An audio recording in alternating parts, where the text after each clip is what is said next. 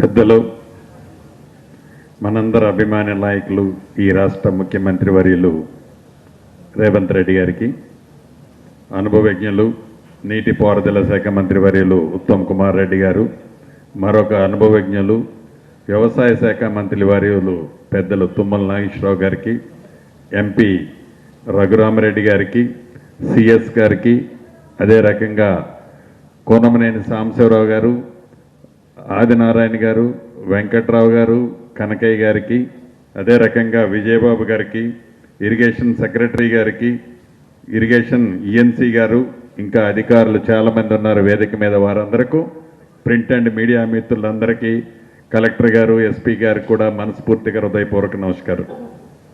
ఈరోజు చాలా శుభదినం. ఆగస్టు 15 అంటే మనందరికీ స్వాతంత్రం వచ్చిన దినం. ఈ శుభ సందర్భంలో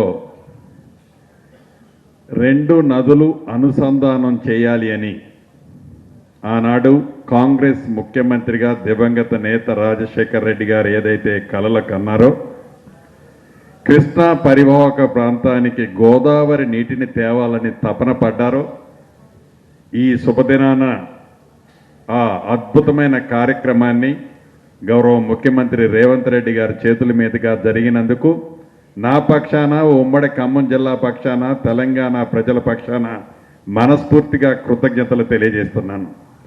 అంటే గత ప్రభుత్వం ఇప్పటికైనా ఒక్క నిమిషం ఆలోచించాలి.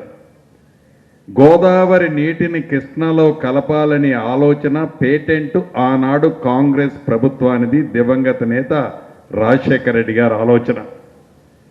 మీరు ఎంత పొరలాడినా, వెనక పెద్దోళ్ళు ఒక సామెత చెప్పారు, పుట్టెడ ఆముదంలో పొరలాడినా అంతే అంత అంటుదని. మీరు ఎంత ఉరుకులు పెట్టి మేము ఇంత చేశాము అంత చేశాము అనుకున్న పైనున్న దేవతలు కూడా మిమ్మల్ని దీవించలే. ఇది కాంగ్రెస్ పార్టీ పేటెంట్ ప్రాజెక్టు.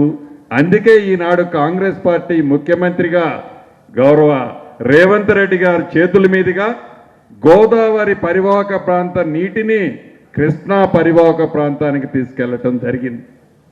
ఇక మొన్న బాగా అనుభవజ్ఞులు, అపారమైన తెలివితేటలు ఉన్నాయనే ఒక మాజీ మంత్రి గారు అన్నారు, పాలేరు దగ్గర ఒక చిన్న మోటార్ పెడితే ఈనాటి ఇరిగేషన్ శాఖ మంత్రి వర్యులకు ఈజీగా రివర్స్ పంపింగ్ చేస్తే హుజూర్ నగరు, కోదాడు అప్ టు నాగార్జున సాగర్ దాకా నీళ్లు పోతాయని చెప్పారు. చాలా నవ్వొచ్చింది. మేము మంత్రులందరం కూడా నవ్వుకున్నాం. అయ్యా, ఆనాడు దివంగత నేత రాజశేఖర రెడ్డి గారు కాంగ్రెస్ ముఖ్యమంత్రిగా ఉన్ననాడే నాగార్జున సాగర్ టైల్ పాండ్ కార్యక్రమం ద్వారా ఇదే గోదావరి నీటిని కృష్ణాకి తీసుకెళ్లే ప్రాజెక్టు ఆనాడు కాంగ్రెస్ ప్రభుత్వమే తలపెట్టింది. మీరేదో ఉచిత సలహాలు ఇచ్చి చిన్న మోటార్ పెడితేనట రివర్స్ పంపింగ్తో నీళ్ళు పోతాయట. అంత అద్భుతంగా చెప్తారు. రెండోది, మేము 90% వర్క్ చేశామని చెప్తున్నారు. మీరు తయారు చేసిన డిపిఆర్ ప్రకారము 18,400 కోట్లు మీరు తయారు చేసిన డిపిఆర్. దాంట్లో మీరు ఖర్చు పెట్టింది 7,490 కోట్లు. సుమారు 39% వర్కులు మీరు కంప్లీట్ చేశారు. ఏం వర్కులు చేశారయ్యా? 39%. మొన్న చెప్పాను, మళ్ళీ ఇవాళ అదే చెప్తున్నాను. మోటార్లు, పంపులు, పైపులు, ఇతరత్ర మీద మీకు మంచి కమిషన్ వస్తుందని ఆ మోటార్లు బిగించే కార్యక్రమం చేశారు.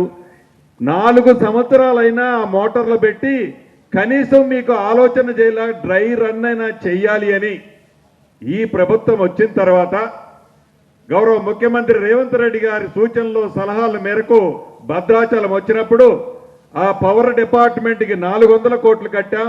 ఇందాక తుమ్మల గారు అన్నట్టు అక్కడక్కడ కుక్క గోతులు తవ్వితే ఆ కుక్క గోతులన్నిటినీ కనెక్షన్ ఇచ్చి దానికి తుది మెరుగులు దిద్ది ఈనాడు గోదావరి నీటిని కృష్ణా పరివాహక ప్రాంతానికి తీసుకెళ్ళాం.